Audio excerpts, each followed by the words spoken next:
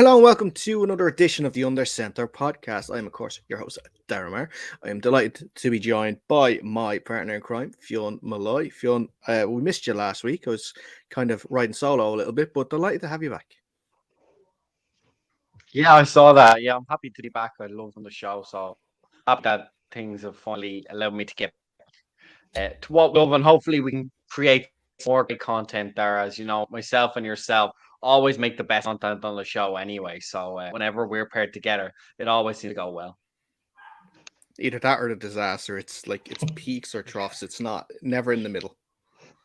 It's never never consistent, We but it's don't do either all the average. way We up don't there or do all the way down there. average. No, we don't at all. Don't at all. But this week on the show, we are heading up north and we're delighted to be chatting to left tackle for the Belfast Knights, Reggie McGaughey. Hopefully, I pronounced that right. We just had a little Spot chat on. off here to make sure. But hopefully, I got that right. Reggie, how are you, buddy? I'm great, mate. Absolutely. Yeah. Tired from training last night, but other than that, can't complain. Yeah, you're saying in that heat last week as well. Jesus, and or last time would have been tough. Yeah, it was, especially as a bigger fella. Yeah. Yeah. Oh well, that's it. And look, listen, I'm a member of the lineman fraternity here. I know exactly. We're already carrying the weight. We don't need this extra pads and helmets as well in the heat to make things even worse for sure. Exactly. What is your preferred game day sort of, not experience, but sort of game day weather? Would you prefer it to be like nice and sunny? Do you like it when it's raining and it's wet and slippery? Or well, what's the ideal conditions for a lineman now playing on a Sunday afternoon? For me, but where it's cloudy and it's about, I don't know, it's about 5, 6, 7 degrees. Where it's just nice and cool, but it's just a nice temperature to play on. Yeah, absolutely, and that's perfect. That is perfect. You were going to say when you were saying about 5 degrees, I thought you were going to go a little lower, and then you get into that territory of like, I don't know if you played soccer when you were younger, but when it was cold on a Saturday morning, and the ball would just hit your leg on a Yeah. cold Saturday morning, and it would be the worst pain imaginable.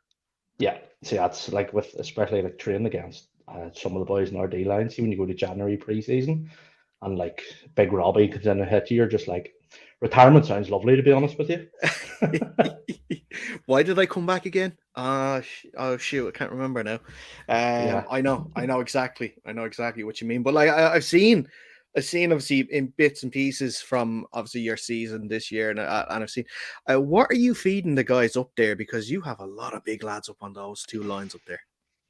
I have no clue. It's probably actually just Boojum, to be honest with you. Well, look, listen. I know I can definitely agree with you with the Boojum. It is a great, was it great for gains? That's what it is. It's great for gains.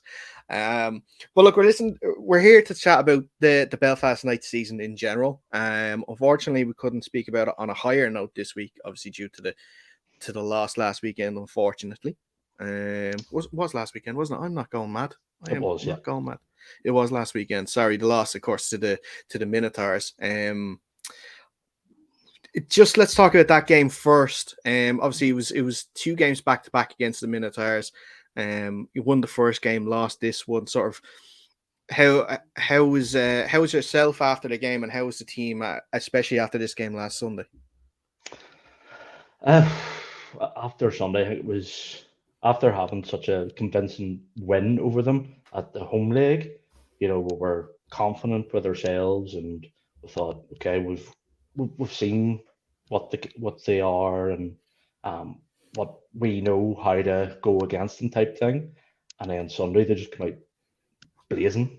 That like all props to them. They're a fantastic team, great bunch of lads. But they just hit us with a blow straight away. It was like, whoa. But the team were afterwards, it was a bit low because essentially we were saying last night at training, we went from halftime from the Panthers game being, oh, we could make playoffs this year potentially if results go our way, to now being we're in a relegation battle.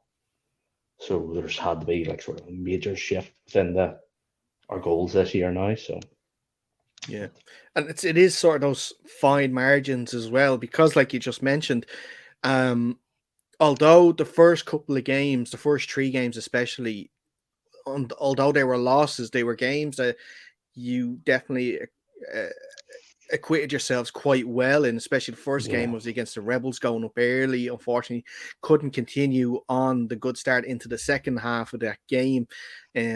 Okay, the Trojans game looks that the scoreline looks a little lopsided, but it he was definitely in that game. And then of course the third game against the Admirals, where only losing by the 10 points against an Admirals team that have started on fire this year, that have beaten anyone that come up against. And yeah, like you're saying, I guess then going into game 4, that great win against the Minotaurs like we spoke about, and then it's just how fine that is. If you could have got over the line against the Panthers down in Dublin, that maybe it would be a different conversation we're having today. Yeah, 100%. It's one of those things. It's hard to take, but it is what it is. So we just have to get on with it now. Just all focus on Craigavon for not this Sunday, for the 11th. Yeah. Yeah, and Reggie, how important is it, given as you said that the kind of the shift move to that relegation battle? Obviously, Craigavon will be down there with you guys. How are you guys preparing for this game, given the stakes? Obviously, in that particular battle, you're in the driving seat, but this is kind of the clinching game, I guess, for you guys now over the last 2 games you have left in the season. What's the mentality going in? Is it must win, or is it more let's just do our jobs? And we think we can come away with the win anyway? It's a little bit of both, it's definitely, we very much believe in ourselves. We know we have a strong O-line, we have a good run game, and like our rookie receiver Dahi has been phenomenal this year. I think he's on 4 or 5 touchdowns.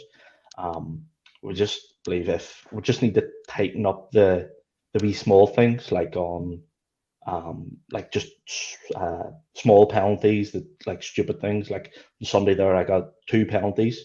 The only 2 penalties we had were, of course, on me on Sunday's game there. Just tighten them up and stop that sort of thing happening, and then everything should just start clicking a bit better, and it should be good. Yeah, and that's it as well. And I guess it's not something that you would have wanted this year, because obviously last year, the final day, you survived in staying in the Premier Division by beating the Rhinos, and obviously sending them down. And like we're saying, now we're in this sort of relegation battle. But again, it's something that you do have in your own hands. Like Fionn just mentioned, it's that Cowboys game. You win that Cowboys game and you're definitely safe. Obviously, Cowboys going 0-7, and that's their last game of the year. And obviously then it'll put a bit of pressure on the team then to go to UCD and get some sort of result if the worst happens there in a couple of weeks. But is there any sense of oh shit, we're here again, sort of after last year, especially with the chance in the off season to recruit and everything like that? Or is this sort of a different scenario where you see the progression that you're making from last year? And yes, we may be in a relegation battle, but it's not, say, the same scenario as last season. No, 100%. I see a massive difference between last year and this year. Like the Rebels game from last year, we had the double header against them, and the first game was a slaughter match. We got decimated, and then this year, first game, they come up to us, and I don't know, maybe they thought we'll walk over them again, but we fairly through, give them a punch in the mouth, and showed them that we can fight back and we deserve to be in this league. Yeah. And Reggie, how do you guys manage? Because obviously, maybe it's a little bit unfair to lump all the Northern Ireland teams in together, but geographically they're relatively close. It's a hotbed for football, and there's some top-notch talent up there. There was a lot of off-season storylines being generated this season as more attention was being paid about some of the players switching to different teams. I'm no doubt the Knights were in and among that boat, getting players and having players go away. How do you guys compete, not just on the football field, but then off, in terms of recruiting and keeping the talent that you guys obviously have, especially on that line, but also growing the talent with new players as they become available in such a competitive market? Well, as you say, it's very very well. It's like you know yourself, down in Dublin, be a very condensed sort of market, if you would call it, with three teams basically being within 5 minutes drive from each other. Um, it's it's just trying to get our name out there as much as we can, because obviously the Trojans are phenomenal at it, and the Razorbacks are just skyrocketing with that sort of thing as well under the help of Lindsay. Um, that's me, myself, and the other fella who does our social media, Chris. That's our main aim. It's like try and get the best quality stuff out there to get as many people just eyes on our socials as possible. And then it's just whenever they come down, just be as accommodating to them as we possibly can. Show them like, yeah, it's a tough sport, but at the same time, it's like you come down here and you'll meet people who you never thought you'd like in your life and be best friends for life. You know, that sort of thing. We're just like the keep everyone involved and engaged and that sort of thing. Yeah. Yeah. Oh, sure. Disney not be Dex. I know that all too well with Fionn as well. Yeah. Was it for football? Nah. Yeah, it's funny if you heard our Doesn't look very O-line true, coverage. Dara, considering how much time you spend around me, to be honest. Look, see, is it time I spend around you or time you spend around me? Well, look, would you rather me or my brother? That's the big question. I don't think there's much of a comparison there. I will leave the stream and go sit on that fence there that I have situated outside. I'm gonna plead the fifth on that answer there for sure. I'll just say I enjoy having a Malloy around. That's what I'll just say. I'll just keep it with that. Very political, very political. Yeah, well done. Exactly. Dahl Irvin is calling my name now. I don't know once I'm finished playing football and podcasting for sure. But actually, you did mention, Reggie, about the socials, and it's one thing that I feel that we have to give you so much credit for, because it's absolutely unreal. It's definitely one of the more underrated things that or underrated teams that don't get enough praise for their social media presence and what they do, because obviously the likes of, you mentioned the Razorbacks have taken a huge step up this year in their social media side of things. The Trojans as well are fantastic with their social media. UCD, I should mention as well. They have some fantastic game day graphics and stuff like that too. And well, to be fair, I must say that all teams are in this league this year are taking a conscious step this year to sort of improve their social media game, which should be applauded. And how do you feel yourself? How important do you feel that the social media aspect to an American football team for such a niche sport on a small island is to try and, one, gain notoriety, and two, sort of, like you said in a previous answer, just letting people know that you're around? It's massive, like, especially for something we all essentially like come down to pay to play and all. It's something out there that will catch someone's eye or something. It's because before, what was it? Our old running back Ali, he did our graphics before he retired, and I remember it was seeing one of the nights post, and it was like, oh, that's nice. It's like, what's this about? And then funnily enough, I had a friend who was playing at the nights at the time, and that's what got me down. Like, so sort of like, it's a big thing you need to hit on now to get players in. Yeah, totally, for sure.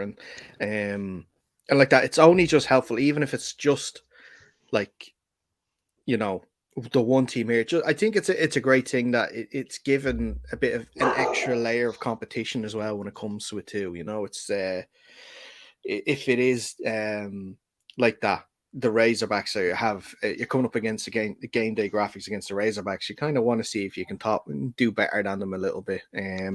Now we've had an interesting one this year where it's been kind of down in Division 2. I think the teams have been like, who can do like the worst best job or the best worst job. A lot of them, like, I look after the Pirates, but a lot of them I've tried to sort of, purposely sort of take the piss out of and stuff like that. And, I think the Eagles got a bit of grief because they didn't do a lot in their first couple of games for their socials as well. And we had John Lynch from the Eagles on, and I thought we were going to start a little battle for for everyone ahead of our Eagles game. But no, he had to put out the nice graphics when I put out the shitty one of our like left tackle who had like a viral photo for a while where he was just standing there nonchalantly pushing defensive lineman away. Yeah. So I just put him on an eagle's head. I put him pushing away an eagle's head for a little bit. He was looking at his hand. I thought that was pretty cool. Let's see what they can do. And then just put up a nice image of it, like an eagle or something like that. It's like, well, thanks, lads. Thought we were going to get something going here, but whatever. Let's move on and let's actually get into the listener questions on this one. We've had a few. We've had some in the comments of the post, some sent to us directly. So we'll start with, this is a good one. I think we can all appreciate this question on this one. It's from the lads at the Talking Balls podcast. They want to know, Reggie, what is your favorite beard product? I honestly don't really use any anymore. I used to use there's a company it's about 10 minutes down the road me called Urban Tonic, because they did this strawberry and mango scented balm and oil. Ooh, and it was if like sometimes I was tempted to eat the balm whenever I come home pissed or something like, but stopped doing it. So it's like, well, nah, I'll just cut it every once in a while now and wash it with soap. That's a nice one, though. That's a nice one. I had a coconut scented one there for a while, a little oil that you put in. That was a good one. But then anything I drank smelled the coconut, and I could never do it. So I had to stop that now as well. Let's have a look at Sharper98 wants to ask, how many career holds do you have?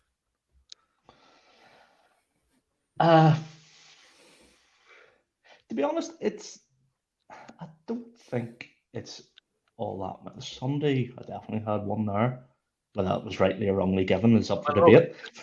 They only count if the ref sees them, Reggie, anyway. So well, we all know that the linemen hold all the time. They only count when they're caught. Yeah, it's if I'm not caught every play, but ones have been caught in maybe about 3 or 4, I would say. Yeah, okay. Since moving to tackle, about 3 or 4, yeah. 3 or 4, fair enough. We kind of touched on it anyway, but I'll ask it.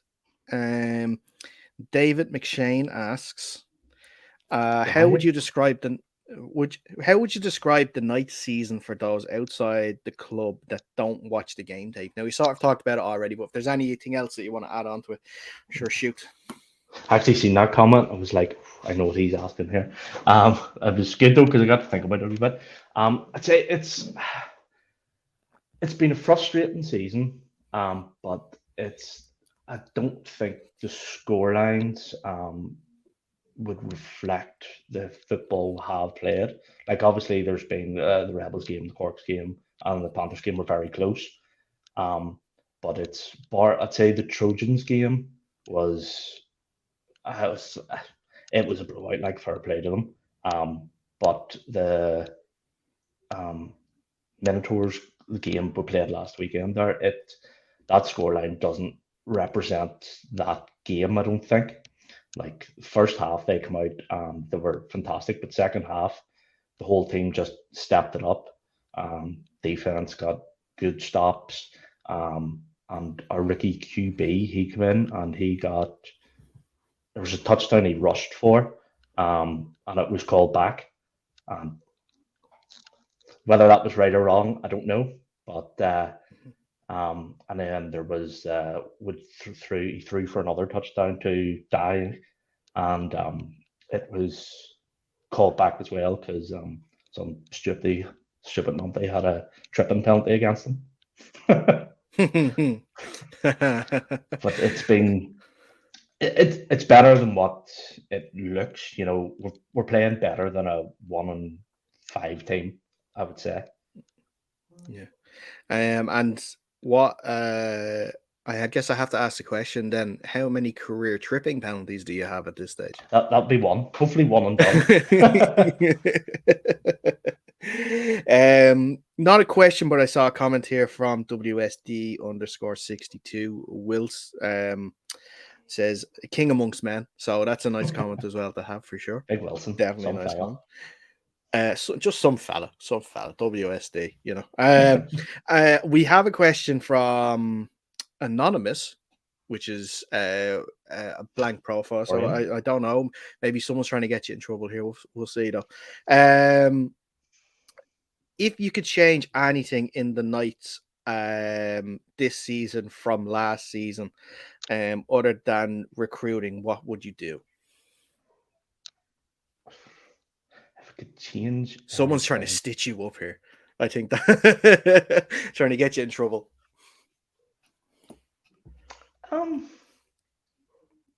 See, it's a hard question to answer because we all see the progress in ourselves from last year to this year.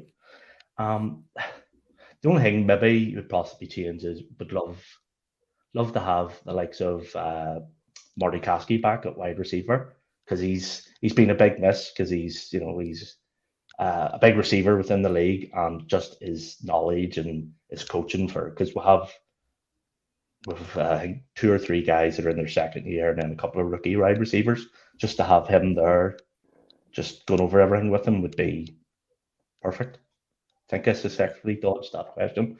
Yeah, I think you did. Fair play. I think I'm not the only one getting into politics after this now, for sure, when we're done. Don't worry about that. But I would actually ask, I want to jump back a little bit here, because I'm going into the sort of realm of speculation here with this one, because just how important the game against the Cowboys is going to be, obviously, when it comes to the relegation battle. We've seen that Trinity have forfeited their season again, meaning they won't be coming back next year under the bylaws, as far as I'm aware, or as far as what Aiden said when he was on with the Talking Balls lads. That question was broached. But it means we may get a change in league structure again this year, for next season. And one of the ideas that was floated last year that wasn't brought in, but maybe brought in this one, is the North-South divide. So the Premier Division stays the same, and then AFI North, AFI South, which means that, off the top of my head, I haven't checked it, but you'd be looking at what? The Jets, yourselves, who else would there? Razorbacks, Trojans. Causeway. Trojans would stay in the Premier Division, so they wouldn't be part of it. And the Vipers. Are you're relegating the Knights then, there, are you? I'm saying if they lose. I said if. Possibility. Possibility, I said. So it'll either be Knights. You're not a very pleasant host. I give you that much. I have to ask the hard questions here. I have to ask these questions. But no wrong questions, right? Yeah, the Vipers, that's the other team you mentioned. And then it depends on the Mavericks if they get promoted or not, and if they deem them a North or South team, because they're kind of in the middle. Yeah. Means that it could be a little more difficult to sort of make it into the Premier Division. So how important does that add extra sort of significance to that game now in a few weeks? No, I don't. Not for us. It's it's just one of those things. We believe in ourselves. We play our game. We don't have a offensive lineman that keeps making mistakes, and we should be fine. We know the Cowboys are a good team, but we feel we can take a good game to them and come home with a victory. So, but I've heard that whole thing about the North-South thing before, like during COVID and all. Just floated out. I was like, I don't like it personally, because it's like the North and South teams play very differently. Well, I haven't played many of the Vipers, or had a couple of training sessions with the Razorbacks. But I know us and the Trojans, would be a lot more physical teams than some of the southern teams. And it's just you just get a nice exposure to different play styles and everything with traveling all over the board. So I don't like it myself, but if it happens, it happens. Yeah. Look, from a personal point of view, I would not be looking forward to that at all. At all. The Pirates are sort of, we're still trying to build at the moment, but then be having to face the likes of Vikings. What are we looking at? Vikings, Rhinos, Crusaders. Is that it? Is that it? Wexford? Mavericks as well, if they hang, depending on who Mavericks. between So the yeah, Vikings and Mavericks. And yeah. So for a team that's like ourselves that we're still trying to build and stuff like that, I think that it could be some hard days ahead, and maybe I don't want to say that we're going to like get shut out or get absolutely battered or anything like that, but there's a higher possibility if that happens where they change the league structure next year, instead of having more balanced teams regardless of geographic location. But Yeah. look, well, listen, that's worth mentioning, Dara, because I mean, anytime you're trying to divvy up teams, that border is going to be like a natural temptation there, and of course, you can always make the travel argument, but I think fundamentally, if you're renting buses, which you could do for the likes of us, let's say down with the Republic, if we've got to go and play UL, or any of the other teams that might come down, that's just as far for us as going up to Belfast. So, in terms of the cost savings of travel, I don't know. I think I definitely like to see it a bit more on merit. I think it helps growth. I think teams such as ourselves can struggle. I mean, Reggie, I'm sure you can speak to the last couple of seasons of the Knights, even with by all intents and purposes successful seasons by staying in the Premier Division.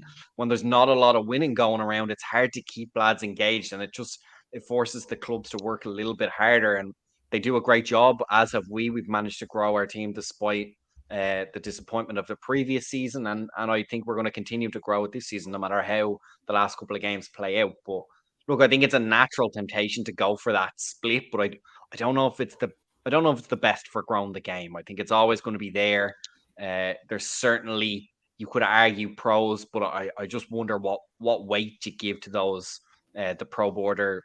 And there's something nice about keeping this league all Ireland. It's the same as the rugby. It's nice. It's unifying. It gets all the different cultures mixed together. The teams are doing a great job of keeping that diversity within themselves. And so I think we should keep that diversity within the league as well. I think that shouldn't be overstated either, by keeping the border, the north and the south teams, playing against each other in mixed divisions.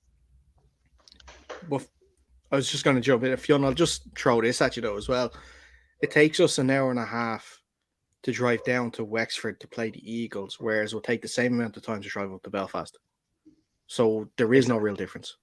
Exactly. That's what I'm saying. In fact, the UL will be further than any other game we'd have to play if they ended up staying in Division 1.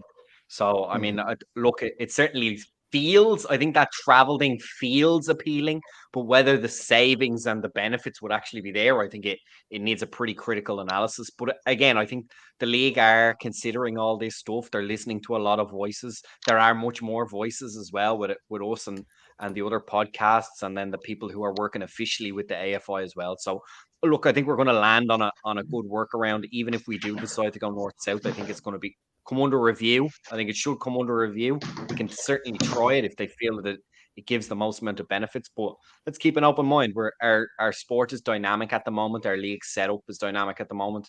It can be a difficulty for sports to get locked into this traditional setup that doesn't necessarily grow the brand. And we have this great opportunity now to keep everything fluid, be able to try different things and revert back if it doesn't work, and keep modifying and changing as we go. And I think that should definitely be preserved as we go forward the next 5-10 years with the league. Mm-hmm. Sorry, Reggie, we took it away from you there a little bit. We just You're had all right. discussion. You just had you sort of as mediator in the middle there. The less I speak, the better. You're grand.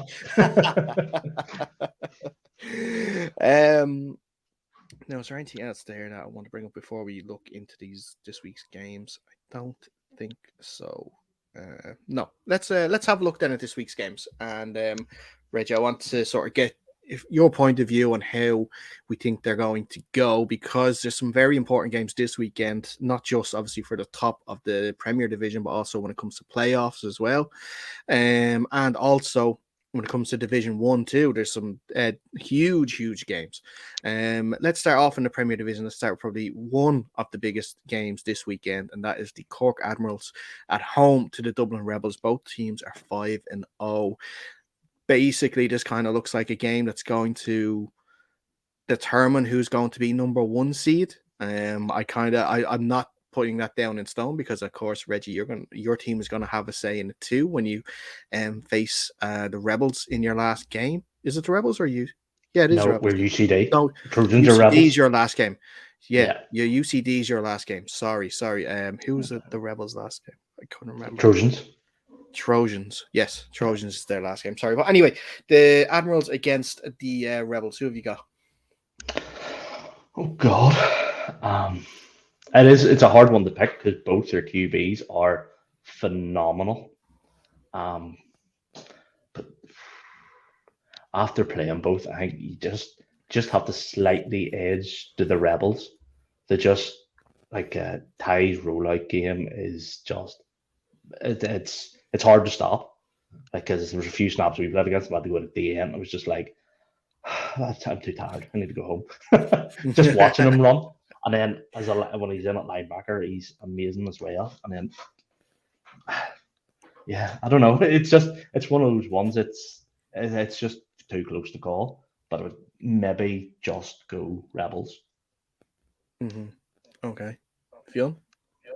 Yeah, I'm going to lean with Reggie here. I think something about the momentum they have just speaks to me a little bit more than the momentum the Admirals have got. I don't think it's any big deal either, by the way, if they do go and beat the Admirals. I think the Admirals are going to keep it close. It's going to be a very entertaining game. And it's just set up for the playoffs. I think both teams will be very confident no matter what seed they get going into these playoffs. I think they're going to fancy themselves.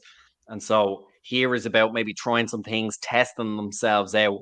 There's a lot of good teams in the playoffs, so I think both teams are going to feel each other out. I give the edge to the Rebels, like Reggie does, but as long as the Admirals can keep it close, I don't think it's anything to despair about. Somebody's got to come out with the top speed, and I think both of these teams have a really great chance going into these playoffs as well. So I'll be looking forward to some excellent football from both of them going forward, no matter what the outcome is. Okay.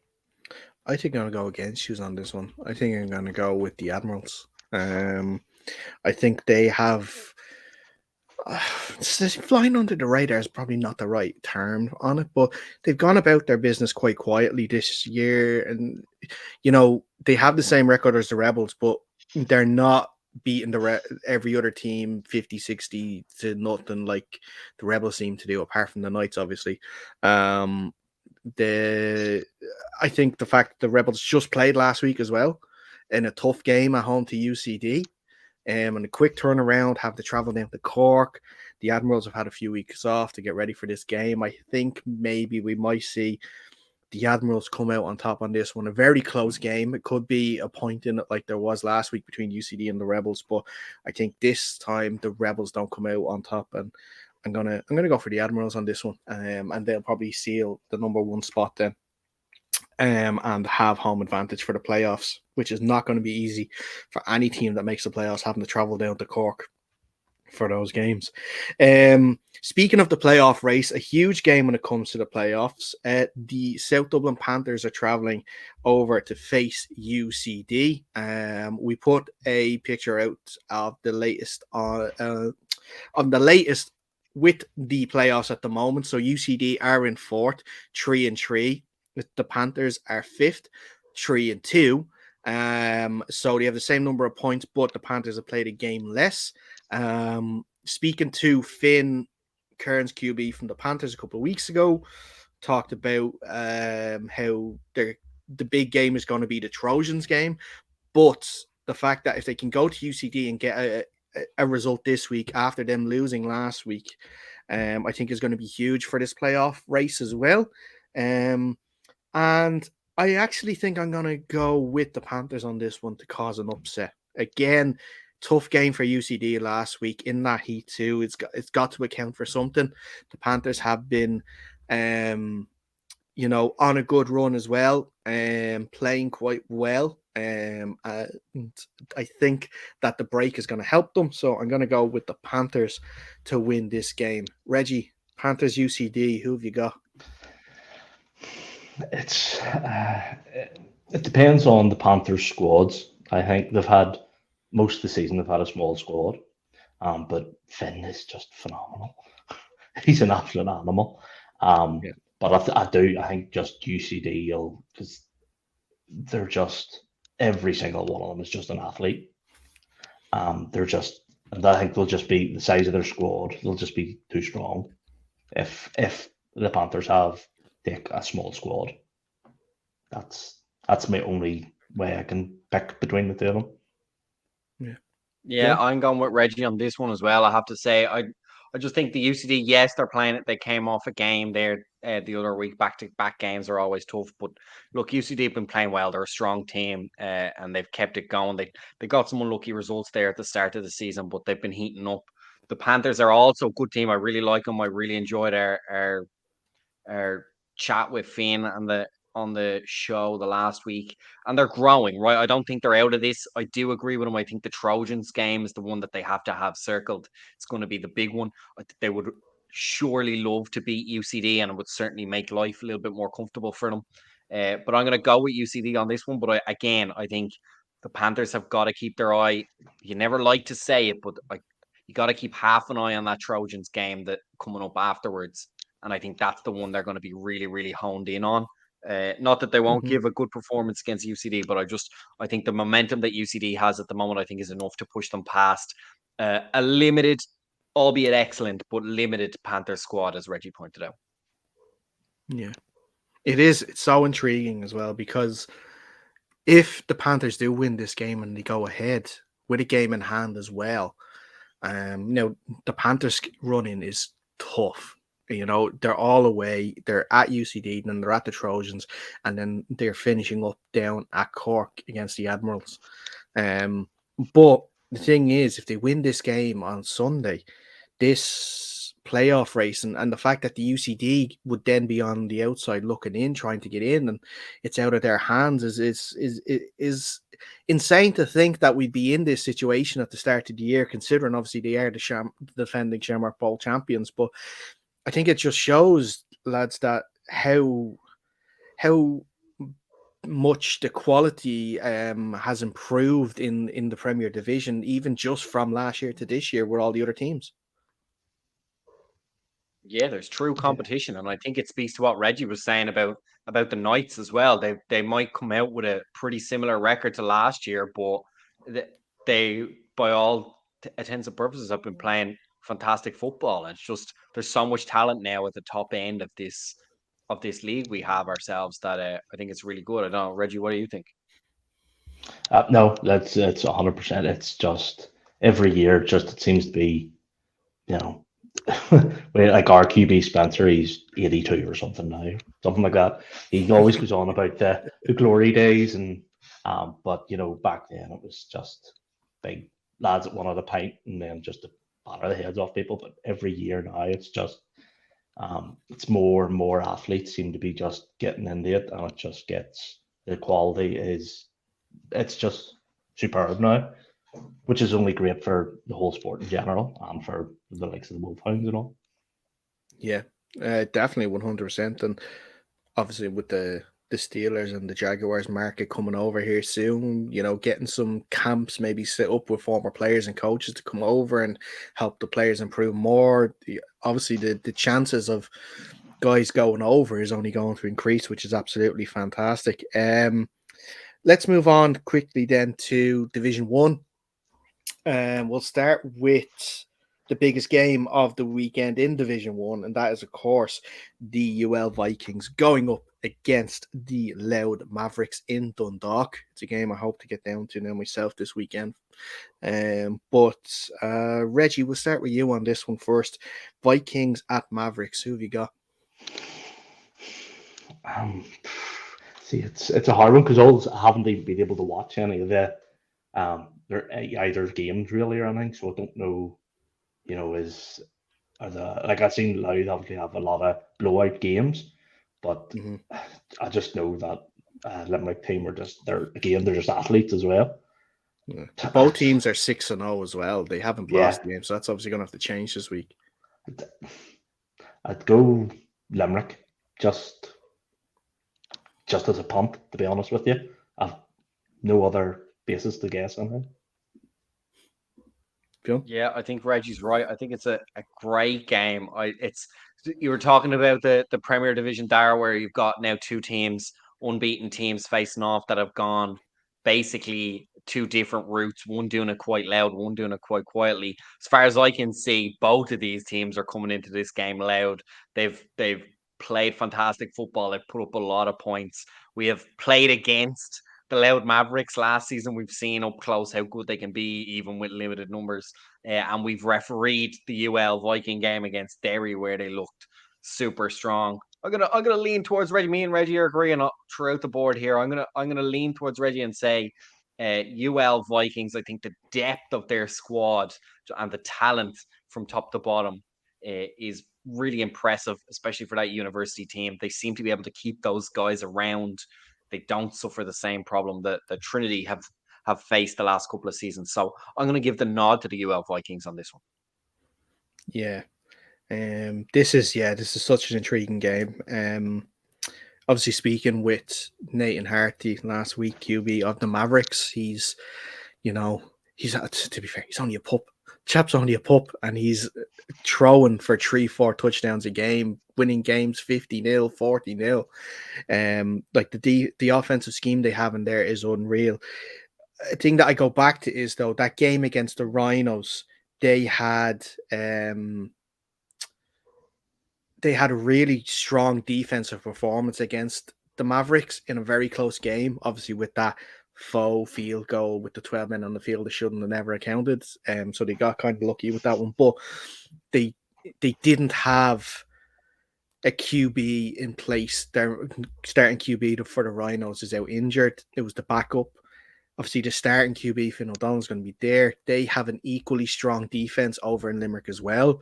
So I think if the defense can get at Nathan early, and if they can stop the run, if they can stop the passing game, and then if they can sort of, dominate on their side of the ball, I think that they have a great chance. But like I said, the defense on the Mavericks are fantastic too, because they're winning they're winning games to 0 so many times as well. So they're shutting teams out, so they're very strong too. I think I'm going to lean with the Vikings on this one as well. I think that they are a team that are extremely pissed off from last year losing that ball game, and they want to get into that Premier Division. And I think that they're going to strive for that number 1 seed, especially with the ball game, I think, taking place in Limerick this year as well. Yeah, so I'm going to lean with the Vikings in a very good, strong, close game. The Vikings to win that one.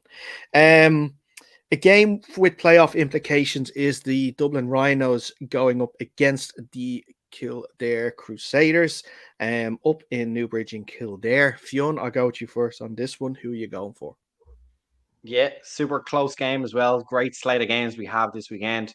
I am going to go with the Rhinos for this one, based on pretty much how you touched on last week. Very close game against the Mavericks that they were unlucky to lose, as it turned out, and then with their backup quarterback. I like how the Rhinos have played. They've really played some nice football from what I've seen of them so far this season. So I'm gonna take the Rhinos in this one. No disrespect to the Crusaders, who are a great football team. We've played them before in the past as well.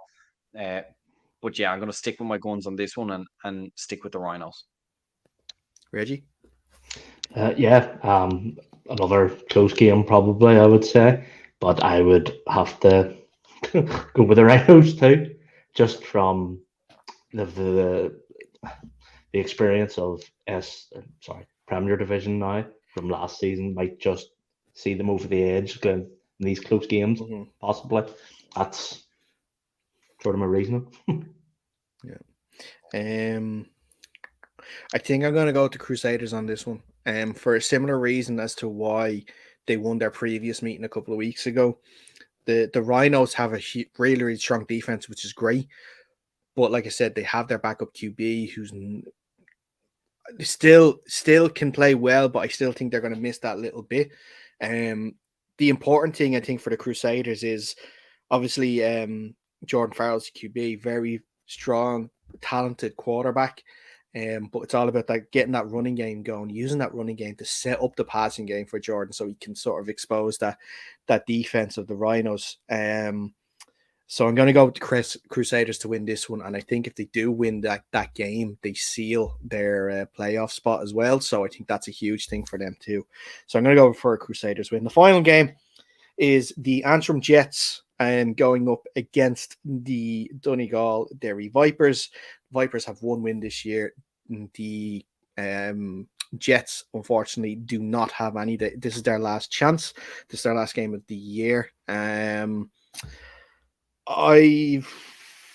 gonna go with the Jets on this one for no other reason than I know how painful it is to go a season 0-8, and I don't wish that on anybody. So I don't want that to happen. I want them to finish their season on a high, and that's why I'm going to go for the Jets to get the win on this one. Fionn? Fionn, you're on mute, my friend. Sorry. Yeah, my heart says the Jets on this one, but I'm not sure. I think it's a tough ask. I don't know. Dar, do we think are they going to fulfill this game? Is my memory playing tricks that they couldn't fulfill? They didn't the fulfill last the game against Limerick last week, yeah, because they had low numbers. But they have, from what I've seen, they are planning to fulfill this fixture on Sunday, so it is going to go ahead. Okay. Well, my money is going to be on that the fixture doesn't go ahead. How about that? That's where I'm going to sit on this one. Okay, fair enough. Reggie, last game of the weekend, and it's only fair that the guest gets to give the very last prediction. So what do you think, Jets and Vipers? Well, if the game does go ahead, I'd have to go with the Vipers because I know the Jets have had a lot of injuries as of lately, and it's just trying to claw that back, especially when you're down beaten from being 0-7 as it is at the minute. It could just be a tough ask for anyone. Yeah, understandable, totally understandable. And look, listen, if it does happen, it does happen. Don't worry to the Jets. I think that they will come back stronger next year. I saw that they've decided to make a head coach change as well. Big Donald is going after about 7 years in charge there. So there's going to be a rake of changes there in the club this off season for sure. And hopefully they can sort of get numbers back and start making a run at it again. But Reggie, it's been absolutely fantastic to have you on the show, my guy. Hopefully you've enjoyed the last hour. That's been brilliant. Absolutely brilliant, man. Thanks for having me. No problem. Listen to me talking nonsense. Well, look, listen, I know we don't have the name like Talking Balls, but we do talk nonsense as well. I know it's not, so it's fine. But listen, if there is anyone in the Belfast area that wants to get involved in American football with the Knights, what's the best way about getting in contact with the club? Probably our Instagram page would be the one that hit the hardest. It's the one we're trying to focus on most because obviously younger people prefer Instagram these days rather than us old fellas that are still stuck in Facebook. That'd be the best way. Just shoot me a message. I'm pretty much run the Instagram myself, so you'll probably be talking to me and always open and friendly to talk to anyone about wanting to join. And I could just say also our youth ones are starting this coming Wednesday. So anyone 15 to 18, if you're to shoot us a message, more than happy to have you down. Excellent stuff. Like I mentioned, Reggie, it's been great having you on. Best of luck with the game against the Cowboys in a couple of weeks. Definitely be pulling for you guys. And hey, look, once you win that game, maybe you can sort of mess up the playoff race a little bit as well. You know, you get to have a little say towards the end of this season too. Well, we can only try. That's it. UCD's never an easy fixture. That's it for sure. It's never an easy fit. Well, I think that's the way. It's a good way to describe the Premier Division for sure. There is no easy fixtures in that division at all. Yeah. Yeah, 100%. And I see that it actually is in UCD. I'll see if I can get down for that game for sure. We'll see what time Fionn decides to let us out of training at that time. See if I can make the trip over to Belfield for that for sure. But that's where we're going to wrap up this edition of the show. If you are watching this on YouTube and you haven't already, make sure you like this video and comment underneath and let us know who do you think is going to win this weekend and who do you think are going to make the playoffs in Division 1 and the Premier Division, of course, Division 2. We all make the playoffs, so everybody wins. So there's no point in guessing that for sure, apart from Trinity. Trinity don't make it. We are on Instagram at UnderCenterPod. We're on Twitter as well at UnderCenterPod. That's the best places to find us. We kept up to date with the latest happenings with the show and who's going to be on it and where you can get all the shows. We are on podcast, UnderCenter Podcast, wherever you get your podcasts. That is where you'll be able to listen to us on the go. Spotify, Apple, all of them. We're there. Fionn, as always, thank you, friend. Pleasure as always, Dara. And until next week, stay safe, and we'll see you soon.